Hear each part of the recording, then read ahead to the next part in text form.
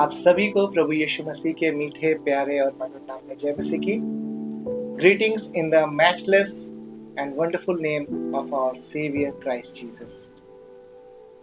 मैं बहुत आनंदित हूँ एक बार फिर से आपके बीच में आकर के आपके साथ बात करके। और आज हम जिस शिक्षा को पा रहे हैं पिछले 4 एपिसोड्स में हमने देखा, आज हम उसके 5वें भाग में हैं। हम सीख रहे हैं having a gospel mindset eight market place, कैसे हम बाजार स्थल में सुसमाचारीय मानसिकता के साथ जा सकते हैं। हमने बीते 4 हफ्तों में, बीते 4 एपिसोड्स में हमने ये बात देखा कि सुसमाचार की मानसिकता क्या होती है, मार्केट प्लेस क्या होता है, कैसे परमेश्वर ने हमें मरकुस रचित सुसमाचार उसका 16 अध्याय और 15 पद में कहा है, जाओ जा करके सारी सृष्टि के लोगों को और जगत के छोर तक सुसमाचार को प्रचार करो। How God has spoken to us and said, go ye into all the world and preach the gospel to every creature. हम इस बात को जान रहे हैं, हम इस बात को सीख रहे हैं।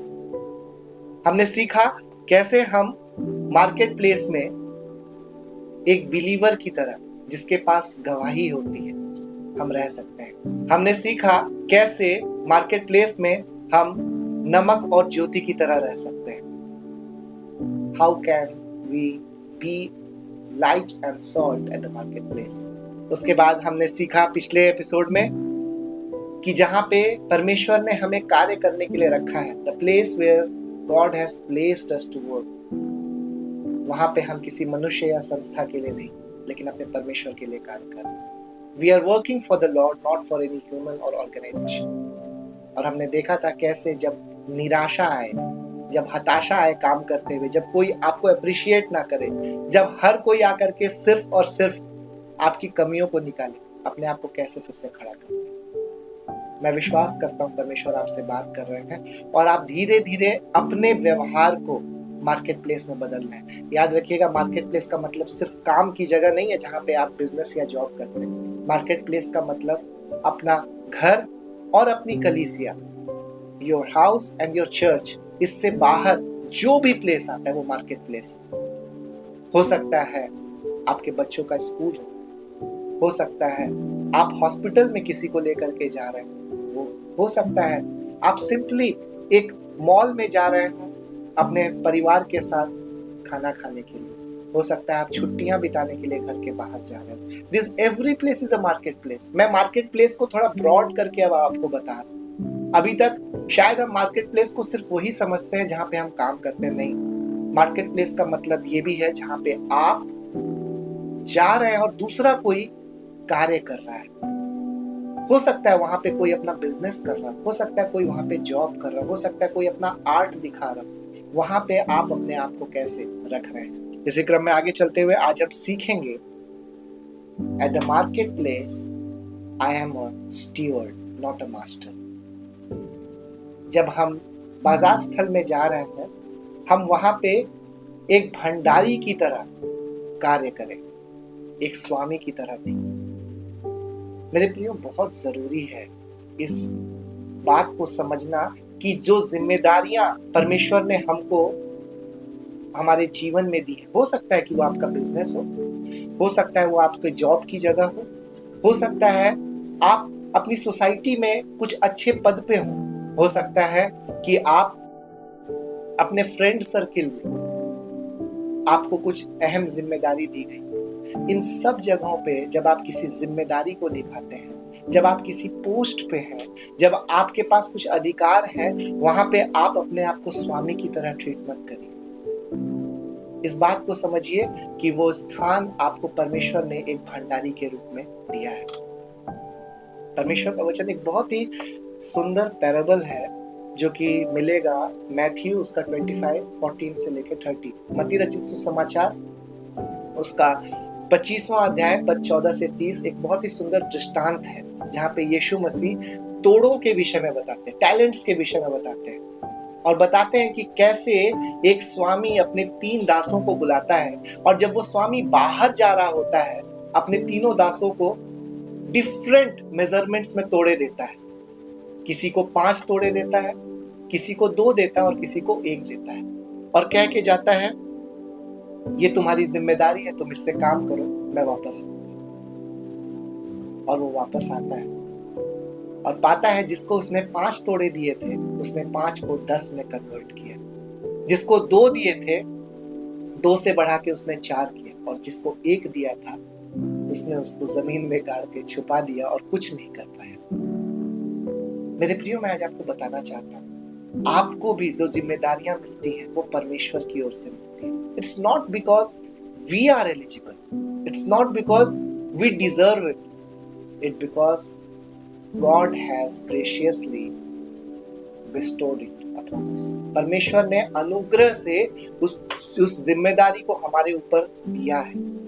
प्रभु ने हमको दिया है ताकि अपनी जिम्मेदारियों को हम अच्छे ढंग से निभा सके और हम और ज्यादा जिम्मेदारियों को पाएं। आज पता है, हमको छोटी सी जिम्मेदारी मिलती है और वहां पे हमारे अंदर एक खतरनाक चीज प्रवेश करती है, और वो होता है घमंड। आज बहुत से लोग मार्केट प्लेस में घमंड को लेके जाते हैं। बहुत से बिलीवर्स हैं जिनको घमंड है कि वी आर समथिंग, हम कुछ हैं, हम अलग हैं। अरे बहुतों को तो इस बात का घमंड है कि हम बिलीवर हैं।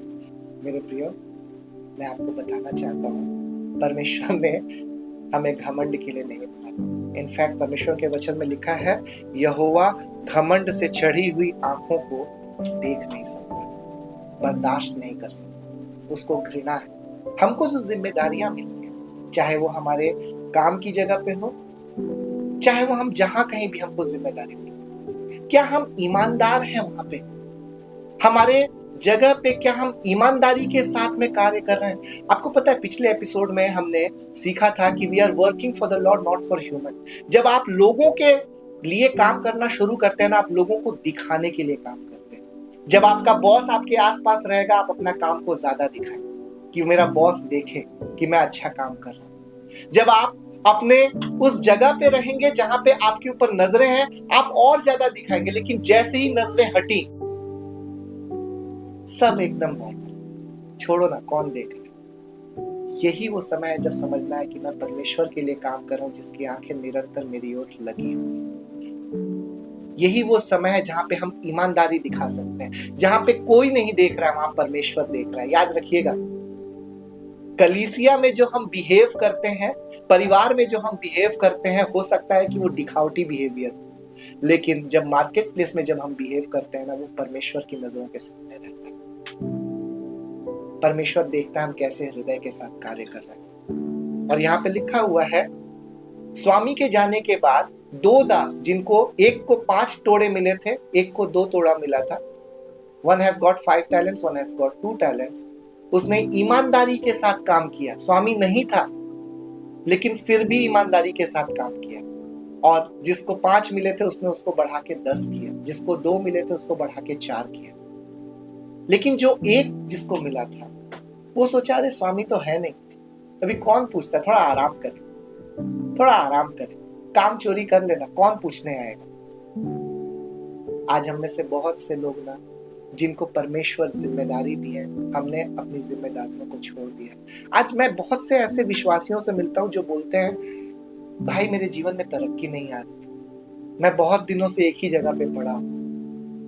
मैं उनसे कई बार पूछता हूं, क्या आप ईमानदारी से काम कर रहे हैं? बोलता है, हाँ मैं अच्छे से करता हूं, मैं समय से जाता हूं, मैं अपने काम को सही ढंग से करता हूं। लेकिन मैं उनसे पूछता हूं, क्या आप ये सोच के कर रहे हैं कि आप प्रभु के लिए काम कर रहे हैं? क्या आप अपना बेस्ट वहां पे दे रहे हैं? क्या आप अपना सर्वोत्तम वहां पे दे रहे हैं? बहुत लोगों के पास उस वक्त जवाब नहीं होता, क्योंकि वो उतना ही करते हैं जितना कि उनको सैलरी मिलती है। कई लोगों का ये जवाब होता है, जितना सैलरी मिलेगा उतना ही काम करेंगे, जितनी सुविधाएं मिलेंगी उतना ही काम करेंगे। इस पैरेबल के लास्ट में अगर आप देखेंगे, जिस भाग को मैंने आपको कहा, मत्ती रचित सुसमाचार उसका 25:14 से 30 में, इसके अंतिम भाग में लिखा हुआ है कि जिसके पास है उसको और दिया जाएगा, और जिसके पास नहीं है उससे छीन लिया जाएगा। क्या है? जिसके पास ईमानदारी है उसको और ज्यादा जिम्मेदारी दी जाएगी, और जिसके पास ईमानदारी नहीं है उससे ले ली जाएगी। मेरे प्रियो, क्या आप अपने आप को स्वामी बना चुके हैं? आप भंडारी हैं, क्योंकि उस स्थान को जो आज आपको मिला है कल कोई और आकर के उस स्थान को देखेगा। एक बात जान के रखिए, परमेश्वर के राज्य में कभी किसी के लिए कोई कार्य नहीं रुकता। लोग सोचते थे जब मूसा मर जाएगा तो कौन इजरायलियों को प्रतिज्ञा किए हुए देश में लेके जाएगा। एलिया ने कहा था, मैं अकेला बचा हूं जो तेरे राज्य के लिए हूं, मुझे भी मार डाल ताकि कोई नहीं बचे। परमेश्वर ने कहा, मैंने अभी भी अपने भय मानने वालों को बचा के रखा है, सिर्फ तू अकेला नहीं।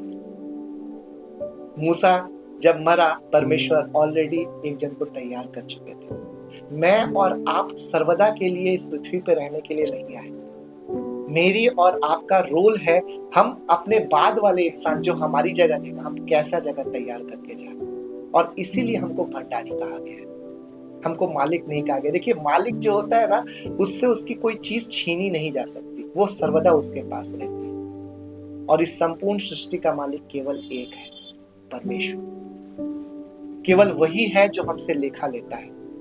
केवल वही मालिक है जो आकर के हमसे पूछेगा, जो जिम्मेदारी मैंने तुमको दी थी उस जिम्मेदारी को तुमने कैसे पूरा किया। मैं आज आपको एनकरेज करना चाहता हूं, अपने आप को ना घमंड से मत भरिए, अपने आप को कामचोरी से मत भरिए, नम्र बने रहिए। जानते हैं यीशु मसीह ने क्या कहा था? धन्य है वे जो नम्र है, क्योंकि वो पृथ्वी के अधिकारी। आज हम लोग इस बात को भूल जाते हैं कि हम जितना नम्र बनेंगे हमको उतना ज्यादा अधिकार मिलेगा। हम सोचते हैं हम जितना घमंडी होंगे हमको उतना और ज्यादा अधिकार। घमंड से बाहर आए, नम्र बनिए, ईमानदार बनिए। जहां पे कोई नहीं है ये सोच करके कार्य करिए, परमेश्वर देख रहा है। और याद रखिएगा, आप भंडारी हैं, आप मालिक नहीं हैं। एक एग्जाम्पल के साथ मैं खत्म कर रहा हूँ। अय्यूब, जब अय्यूब का सब कुछ छीन लिया गया, उसने कहा परमेश्वर ने दिया, परमेश्वर ने लिया, उसका नाम धन्य रहे। वो ईमानदार था, उसने अपने आप को कभी स्वामी नहीं समझा। और इसका फल क्या हुआ?